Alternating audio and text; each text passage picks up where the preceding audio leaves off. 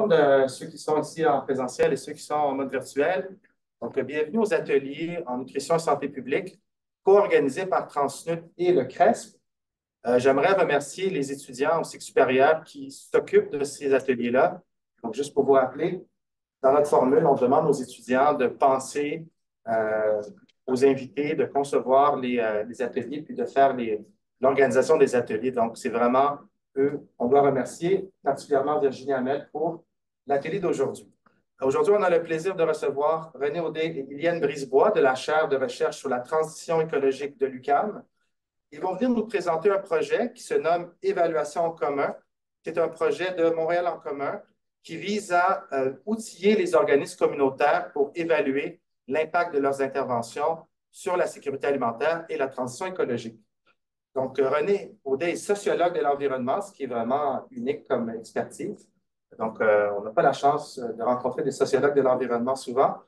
Professeur au département de stratégie, responsabilité sociale et environnementale de l'UQAM et titulaire de la chaire de recherche sur la transition écologique.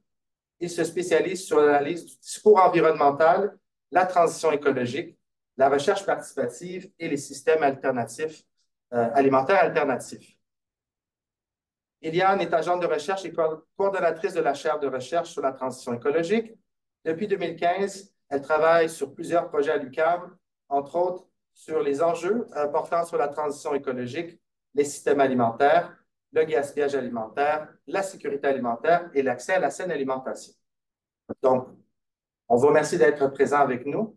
Je rappelle la formule. La présentation va durer environ une trentaine de minutes, suivie d'une bonne période de discussion, donc avec ceux qui sont ici en présentiel, mais également en virtuel. Donc, moi, mon travail, c'est simplement de modérer la journée. Et donc, sur ce, je vous laisse la parole. Je vous remercie d'avoir accepté l'invitation. Merci Jean-Claude. Merci de cette invitation. Merci Virginie pour l'organisation. On est très heureux d'être ici aujourd'hui. Peut-être un petit détour pour commencer en disant qu'en fait,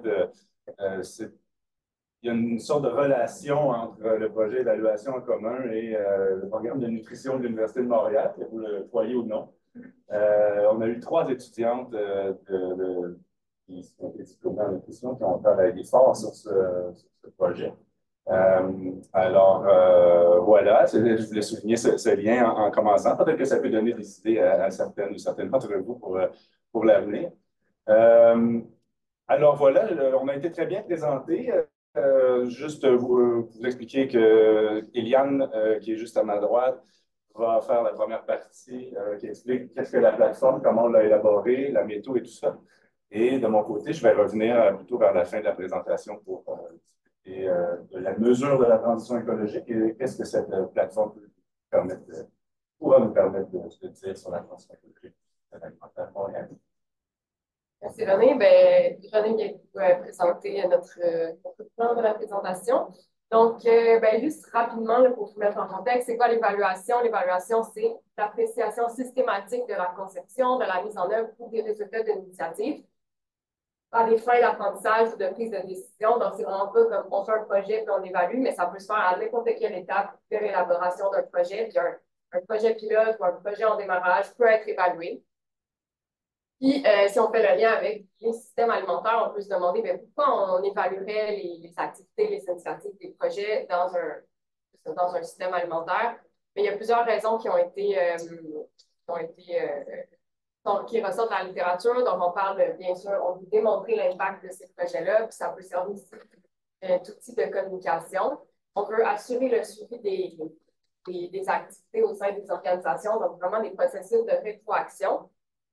Ça peut permettre d'obtenir ou de sécuriser du financement. Puis aussi, ça peut, les données qu'on génère peuvent nous informer pour des planifications alimentaires, comme dit un projet comme le plan d'action régional intégré du Conseil SAM, mais je vais en parler plus tard, ou des stratégies, différentes sortes de stratégies à l'échelle urbaine. Mais aussi, si on a par exemple une certification, l'évaluation nous sert à faire le suivi de ce type de processus.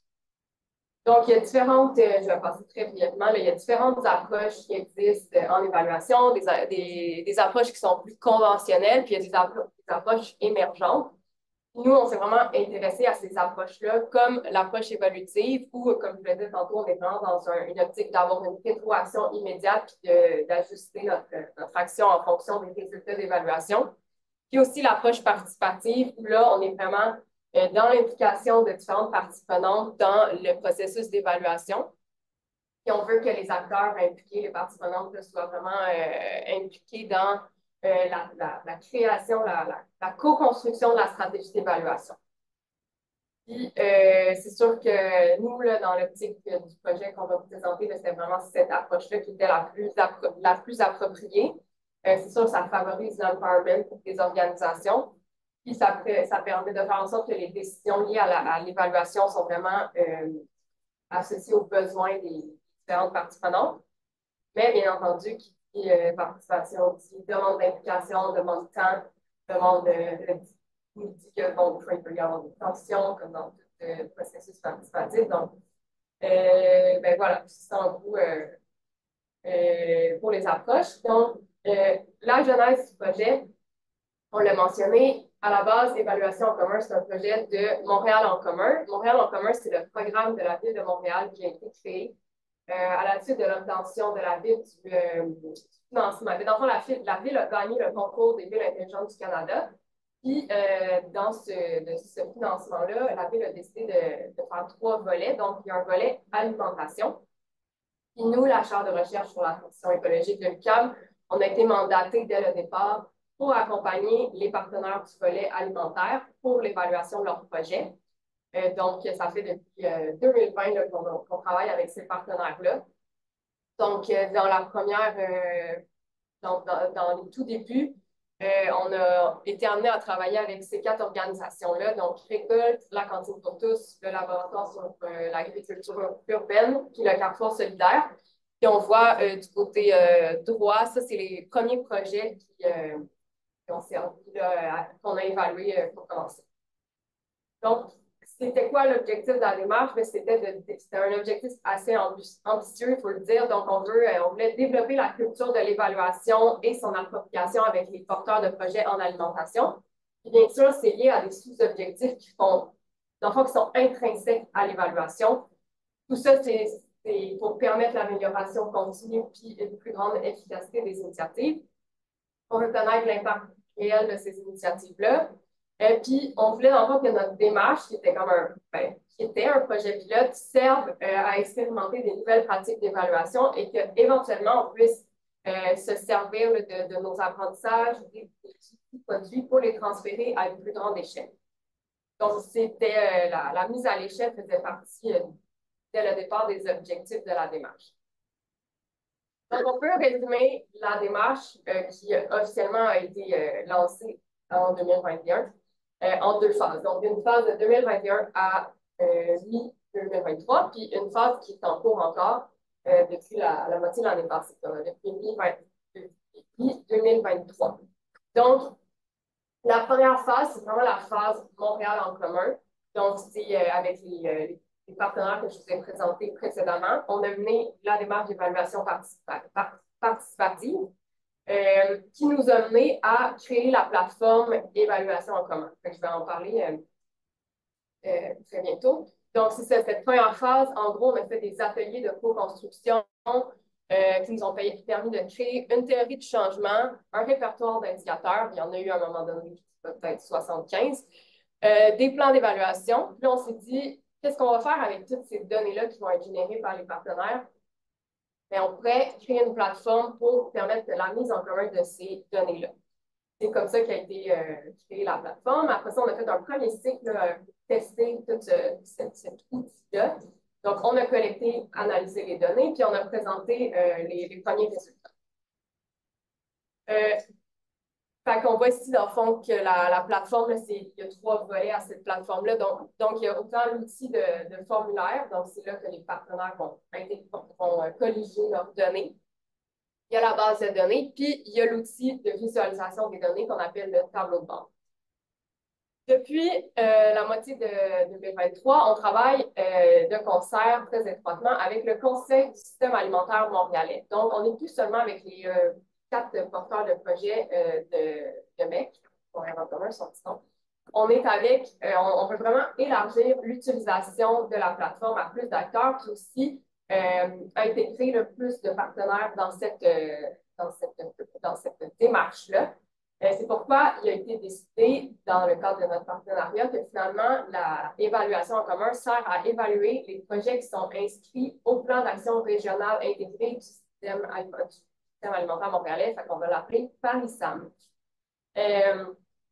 Donc, dans ce changement d'échelle, il a fallu qu'on ajuste la théorie du changement pour intégrer vraiment les différents objectifs, stratégies et orientations du PARISAM.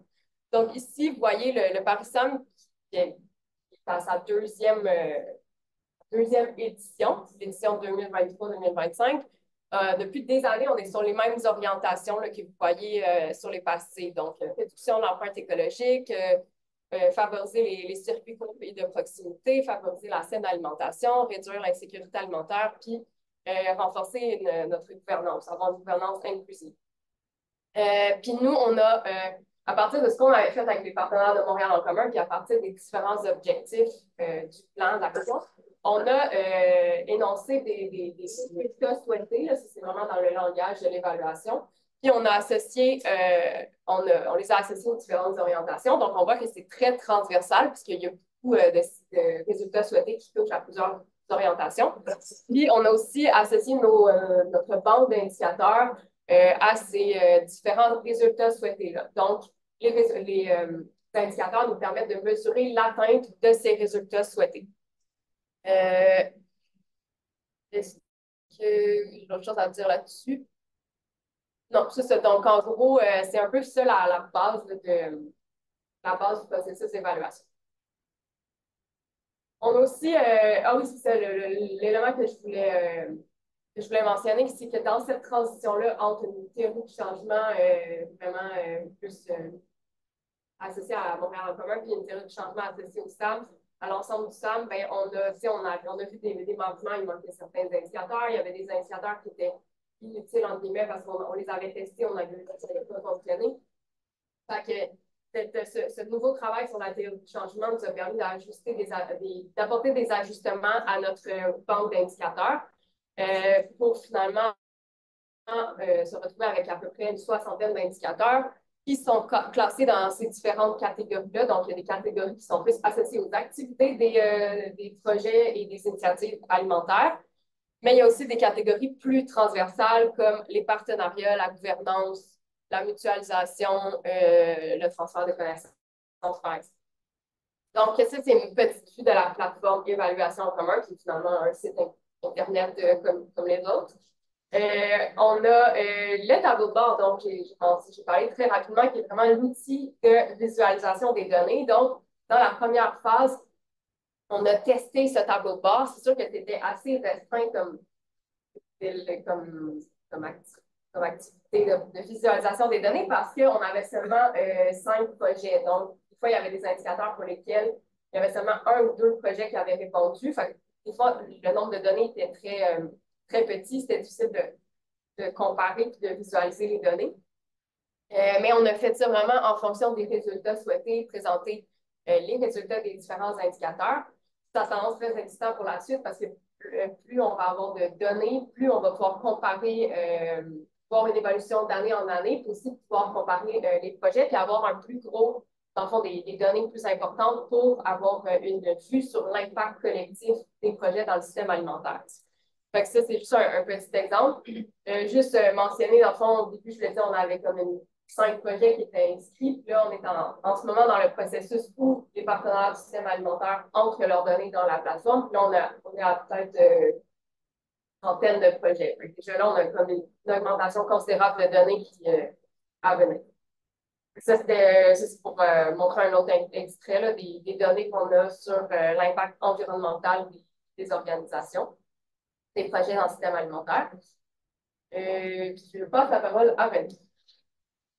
Donc, comme Eliane vous le disait, on est actuellement dans une campagne. En fait, il y a un langage qu'il faut respecter dans l'évaluation. Donc, la campagne, c'est 2023. Donc, c'est les activités de 2023 que les projets sont en train d'enregistrer sous forme de réponses à nos questions qui sont liées à des indicateurs dans les formulaires. Donc, on est en période de collecte. Et comme disait Yann, là, on a une augmentation assez importante de projets due au fait que les projets sont, c'est beaucoup des projets qui sont inscrits au pari du SAM. Alors, le SAM encourage tous les projets qui veulent s'associer à son plan d'action, donc de faire l'évaluation par l'évaluation en commun. Ce qui fait qu'on a une augmentation intéressante qui va peut-être nous permettre de dire plus de choses à la fois aux organisations individuellement, ou plutôt aux projets individuellement, c'est-à-dire que l'idée, ce serait de produire des tableaux de bord individuels pour les projets et peut-être que dans une perspective longitudinale, ben, pour les projets eux-mêmes, ça va être plus intéressant de se comparer avec nos années précédentes, etc. Puis aussi au total des organisations, donc l'ensemble du corpus de données qu'on aura récolté. Ceci dit, nous, on a aussi fait ce projet pour des objectifs peut-être un petit peu plus, je dirais, de recherche plus large sur la transition écologique, et donc pas seulement sur les performances ou les impacts des projets spécifiques. Alors, ce qu'on est en train de faire en créant ce projet, c'est aussi créer une base de données de l'ensemble des projets qui veulent bien s'évaluer à travers la plateforme. Et année après année, on pourra produire une sorte d'état du système alimentaire montréalais ou une évaluation d'où en est la transition écologique du système alimentaire montréalais. Alors, la deuxième partie de la présentation porte surtout sur ce deuxième volet, l'aspect plus collectif, l'impact collectif des projets. Et puis, est-ce qu'on peut considérer notre plateforme comme une petite mesure de la transition sociale et écologique? Alors, commençons peut-être par une définition qu'on a modelé un petit peu à partir de quelques sources. Là, ici, on a surtout gardé Gills, là, qui est un chercheur important dans l'approche des Sustainability Transitions. Je ne vais pas vous décrire ce schéma dans le détail. Je vais peut-être arriver à vous indiquer quelques tendances, là, des petites flèches qu'on voit, mais l'idée, c'était surtout d'avoir un support visuel pour accompagner la définition. Donc, une transition sociale et écologique, c'est une phase de changement, une période de temps. Donc, certains vont dire le passage d'un état à un autre, dans un système ou dans un régime socio-technique. Bon. Nous, on dira la transition est une phase de changement dans l'organisation sociale et matérielle d'un régime socio-technique qui permet d'actualiser les objectifs de durabilité dans les structures mêmes du régime. Donc, ce qu'on veut dire par là, c'est que c'est non seulement une phase de transformation au sein d'un régime socio-technique qui pourrait être celui de l'alimentation, de l'agroalimentaire. Peut-être qu'on peut aussi géographiquement le restreindre au système alimentaire montréalais. En même temps, c'est l'idée de dire qu'il y a des objectifs de durabilité derrière ça. Ce n'est pas n'importe quel changement qu'on recherche. Il faut qu'on parle d'une transition sociale et écologique. En anglais, on dit plutôt Sustainability Transition. Des enjeux de traduction avec tout ça, mais bref, il y a un aspect normatif dans ça. Donc, on vise à atteindre la plus grande durabilité finalement. Donc, c'est ça qu'on parle de transition sociale et écologique. L'approche des transitions sur laquelle on se base largement considère possible que des changements incrémentaux, des changements, si on veut, étape par étape, progressifs, se réalisent au sein des structures dominantes, donc au sein des institutions, peut-être au sein du marché, des grandes corporations dans l'alimentation. Mais l'idée principale de l'approche, c'est que les changements les plus radicaux peuvent plutôt provenir d'un autre niveau, qui sont les niches d'innovation. Donc, c'est pour ça que dans ce schéma, on voit là, au niveau des niches d'innovation des flèches plus courtes. La longueur des flèches signifie un petit peu, on veut, la temporalité de l'existence de ces innovations. Donc, souvent, c'est des choses qui vont durer quelques années avant qu'il y ait des modèles qui finissent par s'imposer et peut-être aller s'inscrire dans un régime socio-technique. Donc, c'est ce qu'on voit, une sorte d'ascension des innovations sociales ou des expérimentations dans le domaine de l'alimentation, par exemple. Ça, c'est un schéma qui est générique et qui pourrait s'appliquer à d'autres domaines. Mais on voit cette montée de l'innovation sociale qui pourrait venir répondre à des crises au niveau du régime. Donc là, on voit le régime un peu désarticulé là, au moment où les flèches se brisent et s'en vont dans toutes les directions, là, à peu près au centre du schéma. Alors, dans le fond, c'est la dynamique un petit peu bottom-up d'une transition écologique, bien qu'on reconnaisse qu'il y a aussi des transformations qui peuvent se produire au sein des structures. Donc, le système alimentaire montréalais, qui est constitué de plusieurs initiatives qu'on peut qualifier d'alternatives dans l'alimentation, mais aussi, on va compter là-dedans, nous, les mesures plus d'urgence qui vont viser bien souvent à lutter contre l'insécurité alimentaire ou l'urgence alimentaire. Bon, bref, ce système alimentaire montréalais qui est constitué des initiatives d'alternatives et d'urgence et des réseaux d'acteurs, puis on pourrait aussi dire même il y a des technologies, des infrastructures qui existent avec ça. Ça fait partie de ce système alimentaire montréalais qui est envisagé comme une niche d'innovation. Donc, un endroit d'où émergent des innovations qui sont plurielles, qui ne fonctionnent pas toutes de la même façon, mais qui ont pour objectif de quand même apporter des transformations au régime dominant. On a oublié de changer ici le premier mot du dernier paragraphe. Ce serait 4 processus. On a travaillé sur la fin de la présentation dans la dernière semaine et parce qu'on est là, on est rendu là. Comme je vous disais, on a les données qui sont en train d'arriver. Puis maintenant, on se pose la question, puis la conclusion de notre présentation, on va revenir un peu là-dessus, mais on se pose la question, maintenant, qu'est-ce qu'on peut dire sur la transition écologique? Parce que, comme on vous l'a dit, tout le processus d'élaboration de la théorie du changement, des résultats escomptés et des indicateurs et même des formulaires sont encore plus précis parce qu'il y a des modalités de réponse, etc. Mais tout ça, ça repose sur une vision qui a été co-construite avec des partenaires. Dans un premier temps, les partenaires de Montréal en commun. Dans un deuxième temps, le pari du SAM qu'on a travaillé là, pour repenser la théorie du changement. Donc, ce n'est pas une théorie de la transition sociale et écologique qui est derrière toutes les questions qu'on pose. C'est des questions qui sont basées sur les besoins, finalement, des participants à la plateforme. Mais nous, on n'abandonne pas l'idée de pouvoir dire quelque chose sur la transition grâce à ces données. Alors, on va vous parler dans les prochaines slides donc de 4 processus qui nous permettent de reconnaître les signes peut-être d'une transition. On va parler de l'élaboration d'une vision commune, de l'approfondissement du collectif, l'élargissement de la niche et le changement d'échelle. En fait, ce paragraphe, on a oublié de le refaire. En fait, on a fusionné ça en 4. Comment ça les présenter? Je vais les présenter, puis je vais arrêter de me justifier.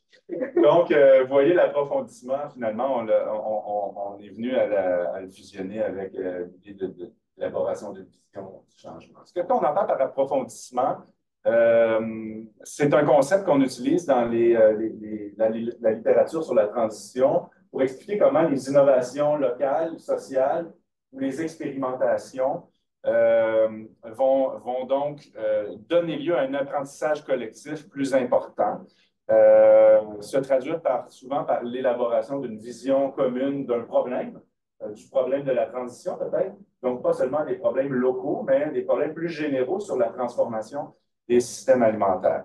Donc, et c'est aussi ce phénomène d'élaboration de vision, il est considéré comme très important dans une perspective où une niche d'innovation veut essayer d'orienter le changement. Donc, peut-être de planifier davantage et d'imposer une certaine image de ce à quoi pourraient ressembler éventuellement les systèmes alimentaires. Alors, quelles questions on peut poser à partir de ce questionnement général? Ben, par exemple, quelles connaissances sur les enjeux des systèmes alimentaires ou du système alimentaire circulent à travers les projets? Qu'est-ce que ça nous dit sur une vision commune du système alimentaire montréalais? Est-ce qu'il y a une intensification ou non des échanges entre les projets, entre les partenaires de soutien, les bailleurs de fonds, les institutions, etc.? Ça, on va être capable d'apporter certaines réponses à ces questions-là en allant étudier les indicateurs que vous voyez vers la droite de l'acétate. Donc, là, vous reconnaissez peut-être les pastilles qu'on a utilisées dans une acétate précédente. Là, les indicateurs, on peut toujours les classer, faire des typologies de nos indicateurs en fonction de plusieurs principes. Donc, on peut les associer aux résultats attendus du pari, mais on peut aussi les reclasser en fonction de leur thématique, gouvernance, partenariat, etc. C'est ce que vous voyez. Et donc, en allant voir les types d'activités de transfert de connaissances par sujet, par nombre de personnes, les identités rejointes par public cible aussi, donc, par les projets qui portent les projets, en fait, par les acteurs qui portent les projets du système alimentaire. Donc, ces projets, souvent, vont impliquer des activités de sensibilisation, des activités de partage des connaissances, etc. On va mesurer combien il y en a eu, qui s'est touché, etc. Qu'est-ce qui a été partagé dans ces activités de transfert.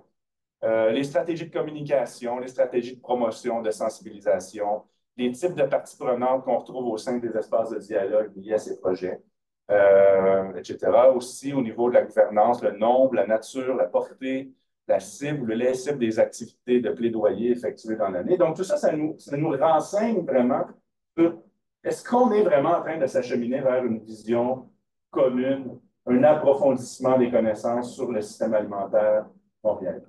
Alors, c'est une première façon de voir si on est dans un processus de transition. Ensuite, on va parler d'élargissement. L'élargissement, ça consiste à l'élargissement finalement des réseaux de partenaires, justement pour le partage des connaissances autour d'une innovation. Éventuellement, ça peut être la reproduction d'une innovation dans un nouveau contexte. On voit souvent essaimer des modèles dans plusieurs quartiers, mais c'en est un exemple d'élargissement. L'élargissement peut avoir une dimension spatiale, justement, si un projet ou un modèle gagne un nouveau quartier. On a vu, par exemple, les marchés de quartier montréalais se répandre un peu partout. Ça a commencé peut-être il y a une vingtaine, une quinzaine d'années. Aujourd'hui, il y a de plus en plus de marchés de quartier, de marchés locaux, mais c'en est un exemple d'élargissement. Ça peut être donc répliqué ailleurs. Ça peut aussi se traduire par l'enrôlement de nouveaux acteurs. Donc, est-ce que le monde de l'économie sociale est en train d'entrer dans le système alimentaire montréalais? Le monde communautaire, donc, vous voyez un petit peu de quoi je parle. Donc, à travers ce concept d'élargissement, on va se poser des questions. Voit-on apparaître de nouvelles pratiques de mutualisation, d'approfondissement, d'approvisionnement, pardon, d'agriculture urbaine qui sont répliquées un petit peu ailleurs dans les quartiers? À quel point sont-elles étendues et partagées, ces nouvelles pratiques? Quel type de partenariat en quantité, mais aussi en qualité? Quelle forme de partenariat émerge de ces nouvelles pratiques ou se tisse autour de ces nouvelles pratiques? Donc, vous voyez encore une fois des catégories d'indicateurs qui peuvent nous aider dans notre plateforme avec les indicateurs, par exemple, les nouvelles pratiques adoptées au cours de l'année par les projets, par domaine aussi. Est-ce qu'on est dans l'agriculture urbaine, plutôt dans l'approvisionnement, plutôt dans la transformation, la distribution, ce genre de choses. Et au niveau des partenariats, quel type de liens sont développés avec les partenaires, projets? Est-ce qu'il y a de nouvelles sortes de liens? On a aussi un indicateur qui porte sur la satisfaction des porteurs de projets à l'égard des partenaires et des relations qui sont tissées avec les partenaires. Donc, tout ça, ça parle un peu d'élargissement.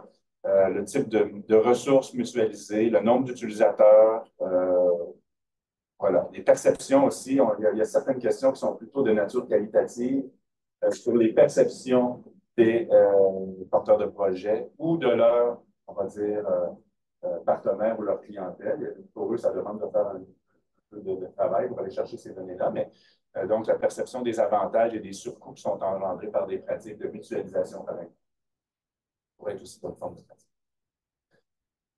Ensuite, troisième élément qu'on regarde, c'est le changement d'échelle. Donc, on va parler de scaling up souvent. Bon, ça va souvent consister de plusieurs définitions possibles du changement d'échelle. Des fois, ce qu'on vient de dire, qu'on vient de définir comme élargissement, approfondissement, certains appellent ça du changement d'échelle. Nous, on le distingue en trois processus un peu différents là, sur la base du travail de Sanger et compagnie. Bon, bref, le changement d'échelle consiste à intégrer les innovations, les expérimentations dans un contexte peut-être plus institutionnel ou un contexte institutionnel plus large. Ça veut dire l'adoption, finalement, de nouvelles pratiques qui se transforment en normes. Dans le but de généraliser une pratique. Alors, encore une fois, il y a une série de questions qui peuvent se poser. À quoi ressemble l'écosystème? Est-ce qu'on voit de plus en plus d'acteurs institutionnels dans le système alimentaire montréalais? Peut-on constater des changements dans la manière de tisser les partenariats, notamment avec les acteurs institutionnels? Quel type de projets reçoivent davantage d'appui? Encore une fois, on parle des acteurs institutionnels, mais ça pourrait aussi être des bailleurs de fonds, ça, on pourrait parler des fondations, notamment. Voilà, différents types de relations qui peuvent se trouver à une échelle plus haute. Évidemment, c'est une sorte de métaphore, hein, ces échelles.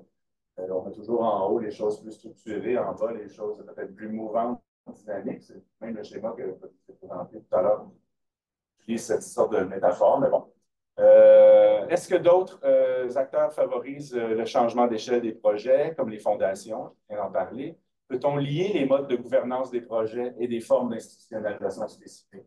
Ça, c'est intéressant. Est-ce que la manière dont les projets sont gérés, gouvernés, encore une fois, on peut peut-être renvoyer aux partenariats qui sont cités, mais est-ce que des modèles de gouvernance différents, spécifiques, ont plus tendance ou moins tendance à s'institutionnaliser, à inclure, à enrôler des partenaires institutionnels, etc. Donc, on aura des données à travers nos indicateurs sur les sources de financement, le nombre de partenaires avec qui un projet a collaboré durant l'année, les types de liens développés avec les partenaires, les types de contributions des parties prenantes dans la prise de décision. Est-ce que les projets ont apporté des changements ou des adaptations réglementaires? On pose des questions là-dessus. Qui facilitent la réalisation du projet. C'est un sujet très important. C'est un sujet très important au sein de Montréal en commun. Est-ce qu'on est en train de transformer les réglementations sur la base des projets d'innovation sociale? Bon. Aussi, quels sont les freins et obstacles au déploiement ou à l'opérationnalisation des projets, les leviers, les facteurs facilitants le déploiement ou l'opérationnalisation des projets? Finalement, notre dernier, il est plutôt sur les impacts concrets. Est-ce qu'on a une augmentation ou une diminution de certains impacts négatifs ou positifs? Là, ici, on a utilisé l'idée de l'atténuation des impacts négatifs, mais en fait, on pourrait en dire autant de l'augmentation des impacts positifs. Peut-être cette slide aurait pu contenir les deux, mais bref, c'est évidemment un objectif incontournable de la transition sociale et écologique. Comme je vous ai expliqué tout à l'heure, ça fait partie de la définition, l'atteinte de l'espèce de charge normative du concept de transition sociale et écologique qui vise à l'atteinte de plus grande durabilité. Bien, est-ce que réellement, c'est ce qu'on est en train de constater? Est-ce que les projets évalués donnent lieu à une réduction du gaspillage alimentaire ou à une meilleure gestion des matières résiduelles? Est-ce que ça permet de lutter contre l'insécurité alimentaire, de réduire les déplacements générant des gaz à effet de serre, augmenter l'accès à la saine alimentation? Donc, vous voyez, on pourrait utiliser ici plein de concepts sûrement avec lesquels vous êtes familiers pour aller voir s'il y a ou non une augmentation sur certains indicateurs.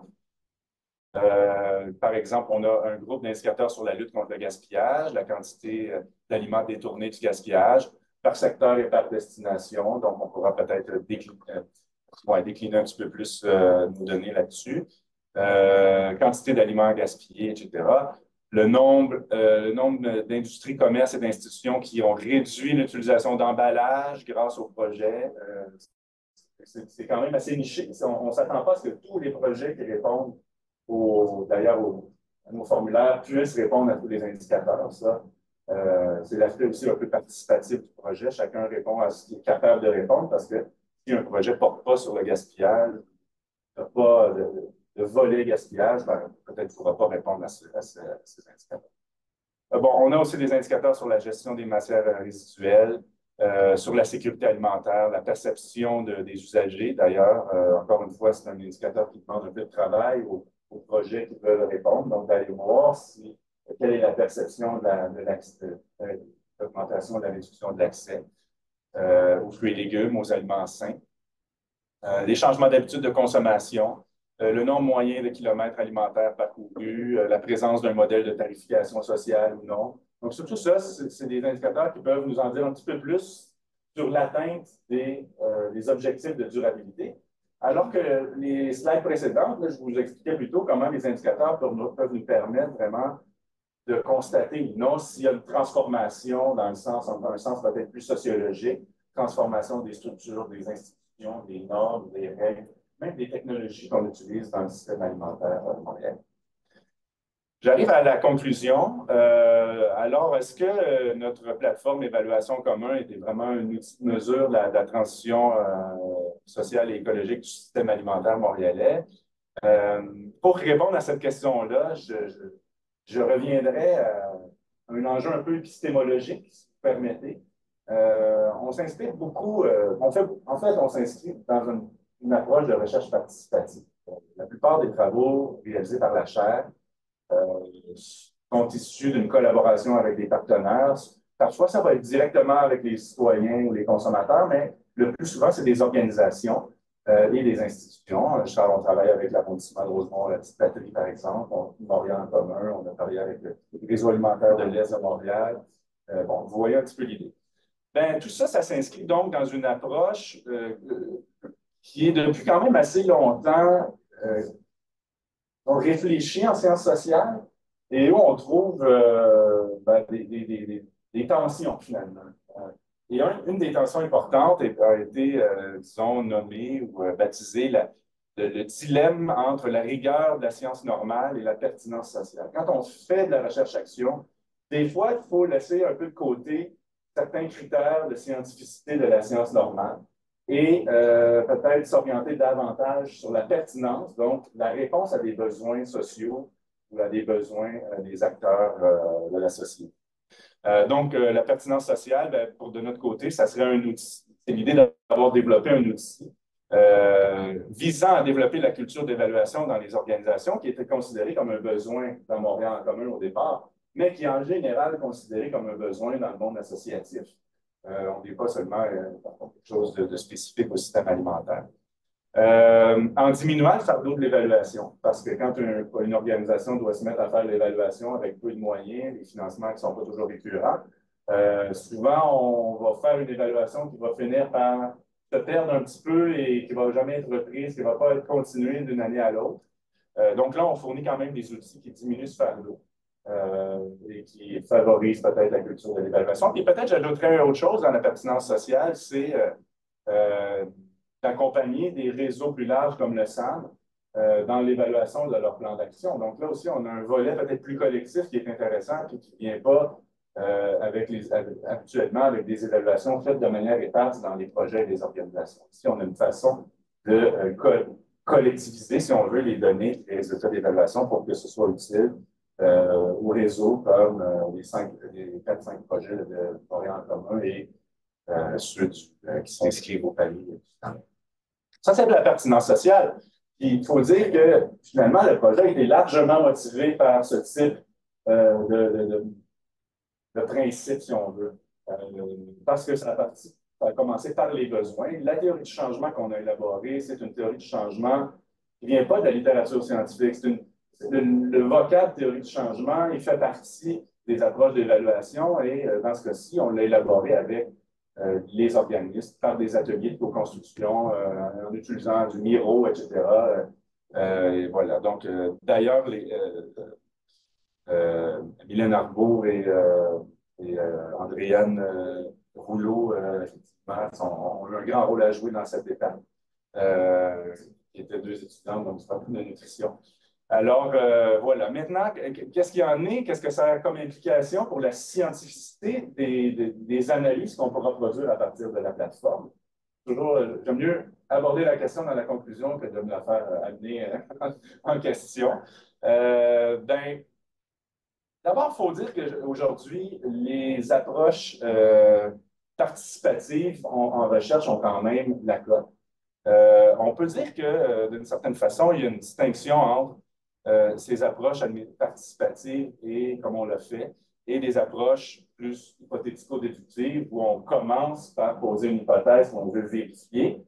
Ben là, il faut que toute la collecte de données soit organisée autour des questions de recherche, des hypothèses, etc. Tandis que là, on est en train de se poser des questions théoriques à partir d'un corpus de données qui va être préexistant, mais qui n'est pas construit pour répondre à nos objectifs. Il est construit pour répondre aux besoins, donc à la pertinence sociale. Donc, voilà, il y a quand même une distinction là. Et aussi, ça fait en sorte que là, si on a 30 projets, combien il y a de projets qui pourraient se réclamer des projets disons, du système alimentaire montréalais? Combien il y en a à Montréal? On ne sait pas combien il y en a. Même que les frontières de ce qu'on appelle le système alimentaire montréalais, nous, on le définit plutôt par les projets alternatifs et d'urgence alimentaire, bien, les frontières sont floues. La frontière entre le système alimentaire et le système conventionnel n'est pas très claire non plus. Bien souvent, le système conventionnel va reprendre des idées, des alternatives, les mettre en place dans des grands magasins ou d'autres types de passage, si on veut, entre les innovations puis les structures plus, on va dire, dominantes, entre guillemets. Donc, c'est difficile, c'est un défi, en fait, de fonder la validité ou la représentativité du corpus de données par rapport à la population, pour parler en termes méthodologiques, la population des projets alimentaires mondiaux. Et finalement, ce qu'on peut dire toutefois, c'est que grâce au travail qu'on va faire, grâce aux questions qu'on est capable de poser à cette base de données, on va être capable de générer de nouvelles hypothèses sur la transition du système alimentaire montréalais. Et là, peut-être aller voir de manière plus spécifique, avec des recherches peut-être plus ciblées, si nos hypothèses sont valides ou non. Et j'ajouterais, j'ai commencé ce petit encadré sur la scientificité en disant que les approches participatives ont la cote en ce moment. Je dirais même qu'en fait, nous, on s'inscrit dans une discipline, même une nouvelle discipline émergente qu'on appelle la Sustainability Science, donc les sciences de la durabilité peut-être, qui émerge depuis la fin des années 90, depuis les années 2000, et qui est une science explicitement normative dans le sens où c'est une science qui a pour but de faire en sorte que les transformations sociales et écologiques vers la durabilité se réalisent. Donc, c'est une science qui cherche comment faire les transformations dont on a besoin pour la transition écologique. On s'inscrit plein pied là-dedans. Alors, c'est une façon aussi de se positionner là, par rapport à ces différentes questions épistémologiques. Bon, on a fait le tour de la présentation. J'ai hâte d'en discuter avec tout le monde. Merci beaucoup de votre intervention.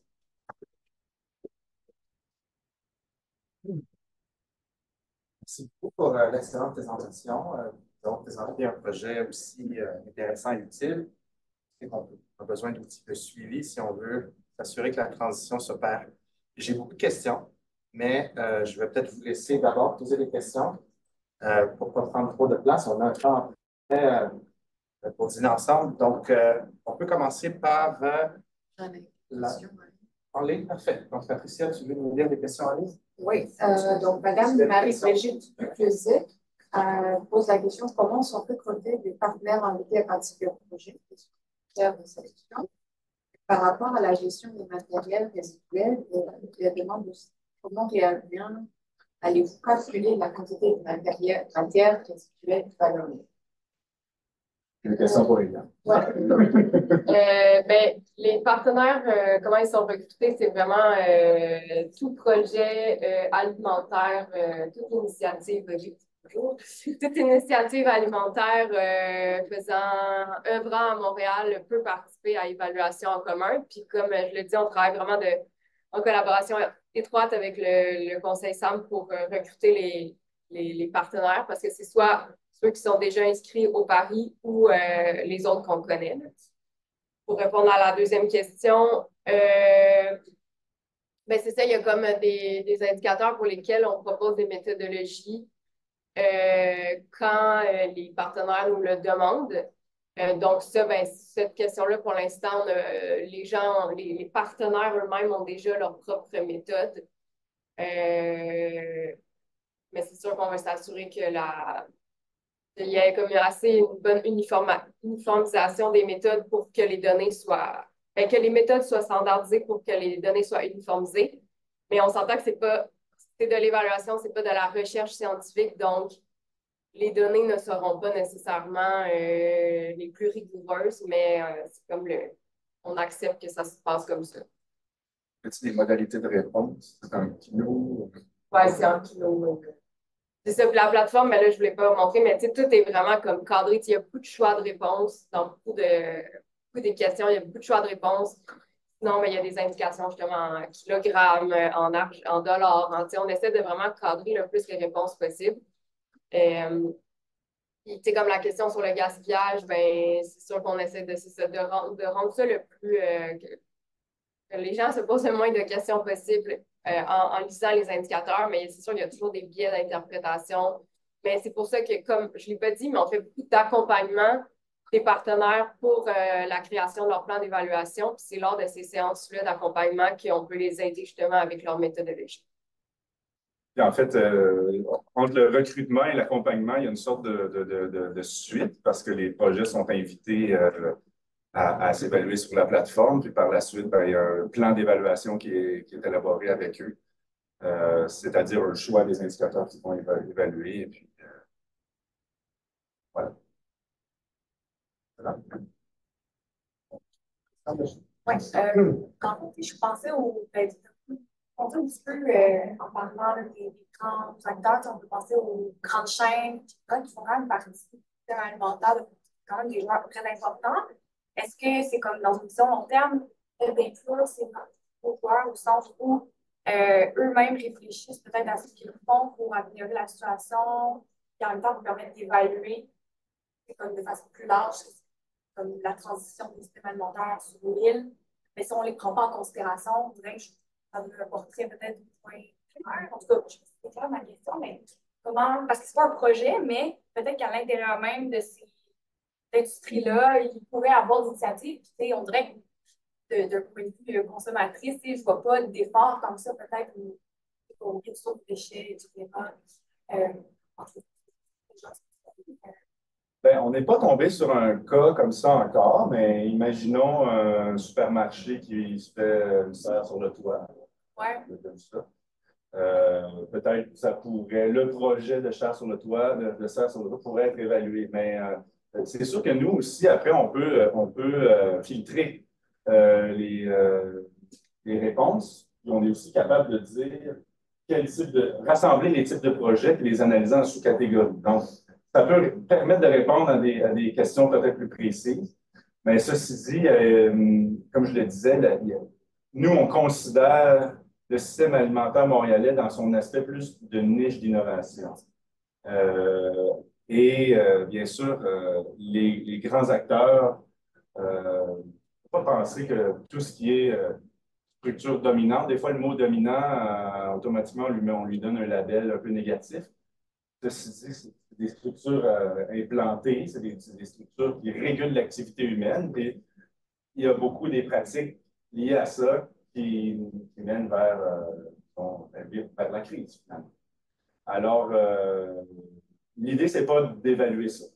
L'idée, c'est vraiment d'évaluer les projets plus alternatifs ou les projets plus d'aide aux populations en insécurité alimentaire, en urgence, en situation d'urgence.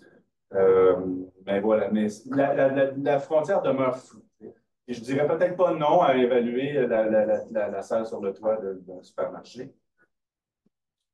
L'endroit où ces partenaires-là, l'endroit où ces acteurs-là sont intégrés, c'est quand il y a des projets qui les accompagnent, comme mettons le BUTA, le Budget unique pour la transition alimentaire, c'est un projet du Conseil simple, justement. Ça vise, ils ont un volet accompagnement qui accompagne des institutions et des commerces, c'est surtout des petits commerces. Mettons, OK, tel commerce veut faire une démarche zéro déchet, ou veut réduire son gaspillage. C'est pour ça l'indicateur de tantôt, le nombre de d'ici ayant réduit leurs déchets, ou ceux qui veulent passer, ben là, il y a la loi à Montréal qui interdit le plastique à usage unique, mais c'est comme là, quand on peut avoir un peu le nombre de. Il y a des projets comme La Vague aussi qui accompagnent les cafés, leur passe jetable. C'est un peu comme ces initiatives-là qui viennent aider ces organisations-là, disons, plus traditionnelles. C'est un peu là qu'on a la crise. Puis là, on n'a pas 60 indicateurs, mais il y a beaucoup d'indicateurs sur l'approvisionnement, sur. Il y a beaucoup de projets qui sont associés aux pôles alimentaires pour les institutions. Encore une fois, c'est pas la grosse épicerie au coin de la rue, mais c'est des acteurs qui ont des méthodes, des pratiques ancrées depuis des années. Puis là, il y en a quelques-uns qui sont en train de changer en pratique grâce à des projets comme les pôles alimentaires, l'approvisionnement institutionnel local, tout ça. C'est comme un peu là qu'on est capable d'aller chercher ces grands joueurs-là.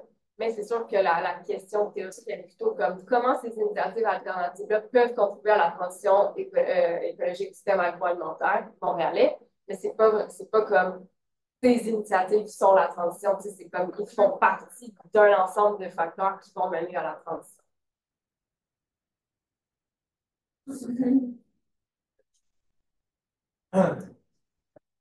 J'ai deux questions, mais comme en pensant à l'avenir un peu. On a un projet au niveau de politique, des actions de la Ville de Montréal pour améliorer les environnements alimentaires. Comment on peut connecter ces projets-là? Vous avez parlé de regarder aussi l'impact des pratiques sur les règlements, par exemple. Oui. Donc, est-ce que intégrer un peu les actions de la ville, comment il serait possible de faire cette intégration, de voir l'influence de l'un sur l'autre?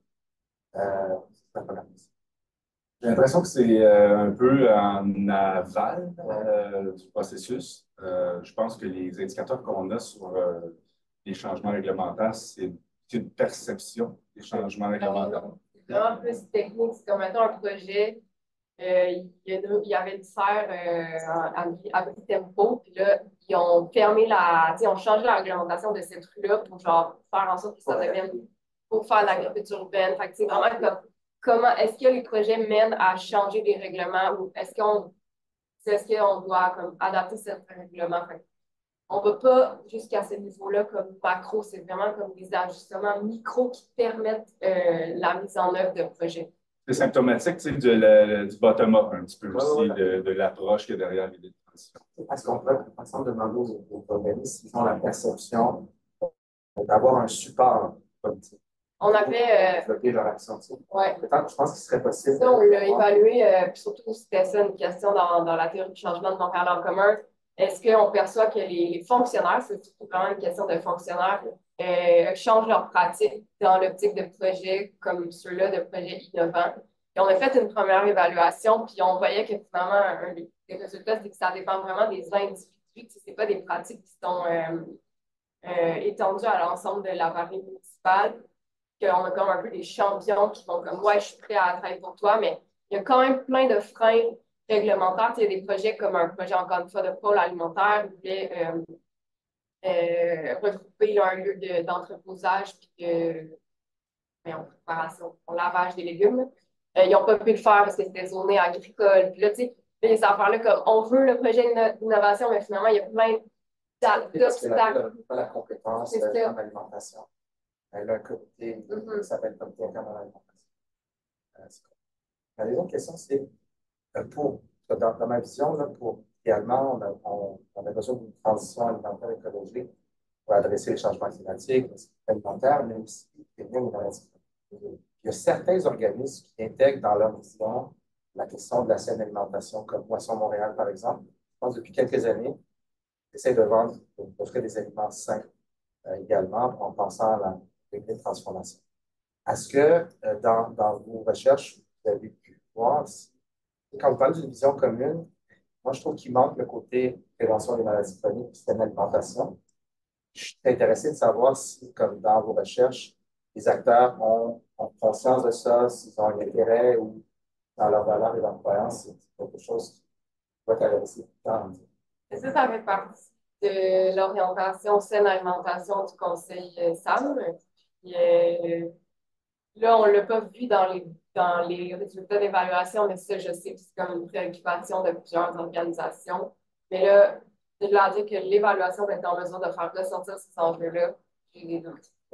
Je pense que la vision commune, même au sein du groupe de l'alimentation Sésame, elle n'est pas très partagée. Puis moi, personnellement, mes recherches sur les aliments transformés, je suis intéressé de savoir quels sont les intérêts, les valeurs, les croyances des acteurs autour de cette question-là, parce que c'est un gros bloc.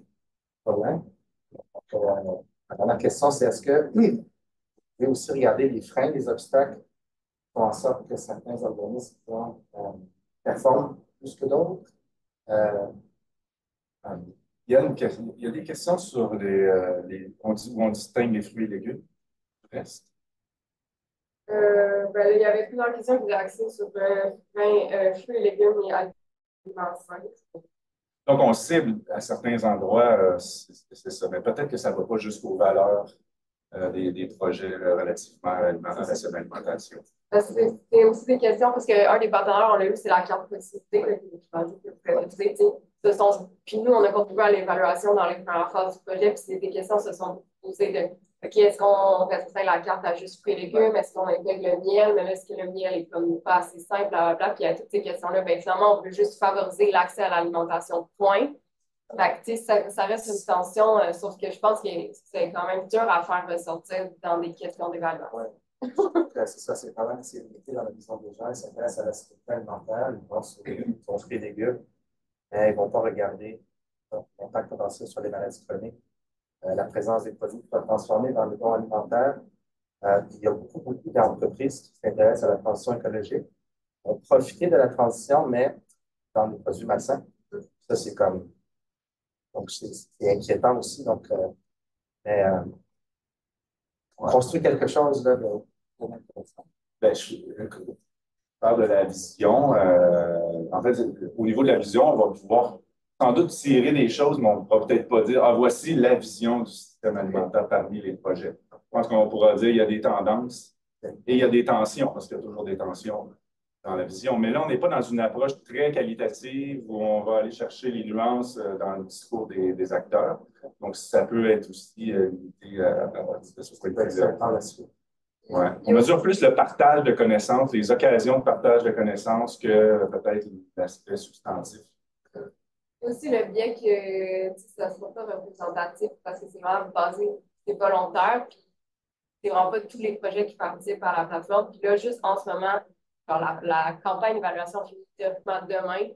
Là, on a encore comme 10 projets à relancer. Fait que peut-être qu'on va les faire dans le chemin. Là, fait qu'il y a des gens qui se sont engagés finalement qui ne feront pas l'évaluation parce que bon, il y a tous les enjeux communautaires, etc. Mais c'est dur de dire comme il va falloir dire c'est une vision, ce n'est pas la vision non plus.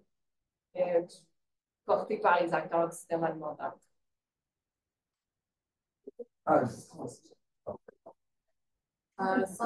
Madame Élise Jalbert a son nom, sans nécessairement procéder à l'évaluation du projet ou des actions des acteurs dominants du système alimentaire. Comment tenez-vous compte des modifications de ces systèmes dans votre entreprise? Je pense par exemple aux indicateurs liés à la saine alimentation, à l'accès aux aliments, à la sécurité. Comment évaluez-vous la part du SAM? C'est un peu toute la conclusion là, de tout à l'heure, je dirais. Je pense qu'on n'est pas en mesure de faire des mesures justement représentatives de la population de projet. Donc, voilà. Sur la sécurité alimentaire, on a des indicateurs qui nous aident à savoir si les projets génèrent ou non une plus grande une lutte à l'insécurité ou plus d'accès à la saine alimentation. L'empowerment alimentaire, mais en même temps, comme disait Eliane, il y a certaines questions qui demandent au projet qui répond au formulaire d'interpréter lui-même un peu, ou de calculer lui-même l'effet de ses actions. Donc, nous, on fournit des outils pour les accompagner là-dedans. Mais il reste que c'est des données qui sont données volontairement et qui je ne sais pas si je réponds, mais il me semblait que la question était très, très large. Ben aussi, je pense qu'on y a répondu on y avait répondu en partie, puis j'ai une intervention précédente.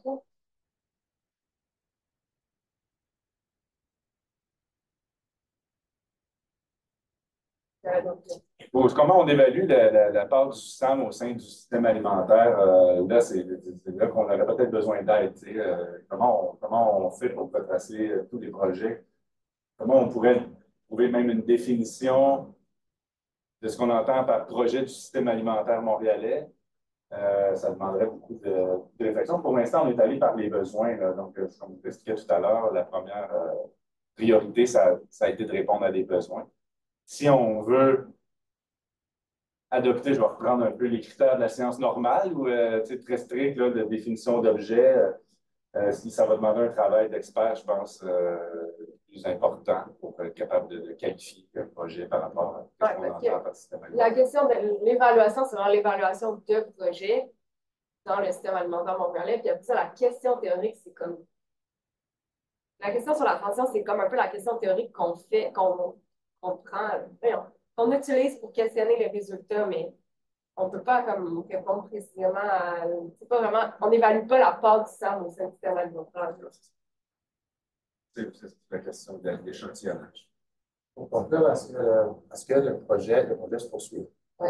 Est-ce que, comme vous êtes ouvert à ce qu'on peut comme suggérer des indicateurs? Est-ce qu'on peut comme entrer en contact avec vous pour discuter de questions? Est-ce qu'il y a une suite? C'est ça, c'est ouais. Ben, dans le fond, là, c'est pour l'instant, parce que comme je disais, on a quand même beaucoup de modifications entre la phase 1 et la phase 2 pour la grille d'indicateurs. Puis la grille d'indicateurs, on va essayer comme le moins possible changer, dans le sens où si on veut des suivis longitudinaux, il faut quand même garder ça comme tel quel. Mais oui, on est ouvert à la discussion. Puis dans la discussion, il y a le conseil SAM aussi. Parce qu'éventuellement, ça serait la responsabilité du conseil SAM. C'est ça, il y a des phases d'actualisation, là, on l'a montré dans un des schémas, là, il y a des phases d'actualisation de la plateforme, surtout l'été, l'automne, quand on fait le recrutement des nouveaux groupes. Là, est-ce qu'on voudrait faire un autre séminaire de co-construction pour ajouter des indicateurs, des résultats attendus, ce genre de choses? Des choses possibles. Je dirais que la contrainte principale, c'est le temps et l'énergie. C'est quand même un gros projet qu'on porte avec une petite équipe. Mais comme je vous disais, je pense qu'on a identifié déjà dans notre discussion, j'ai l'impression qu'on a identifié des zones dans le projet qui pourraient mériter un travail plus approfondi. On vient d'en parler dans la question précédente, mais je pense que ça pourrait être. Puis aussi le fait qu'il pourrait y avoir comme 150 indicateurs, puis à un moment donné, il faut qu'on choisisse. Comme mettons dans l'agriculture urbaine, il y a peut-être 4 indicateurs. Puis le monde de l'agriculture urbaine sont comme oui, mais nous, on a 50 indicateurs. On dit c'est cool, mais il faut choisir. On peut pas comme s'étendre à l'infini. C'est pour ça qu'on a fait on a pris beaucoup de décisions. Puis après, si aussi un indicateur qui est répondu par un seul projet, ce ne sera pas intéressant non plus. Il faut comme essayer d'être le plus transversal possible, d'aller rejoindre le plus de projets possible pour aussi avoir vraiment un portrait des impacts collectifs. Ouais. C'est ça, on a fait de notre mieux.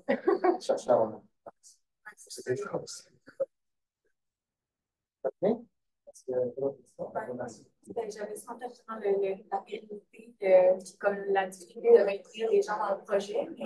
Pour de limiter les indicateurs, c'est une des stratégies. Genre de formation.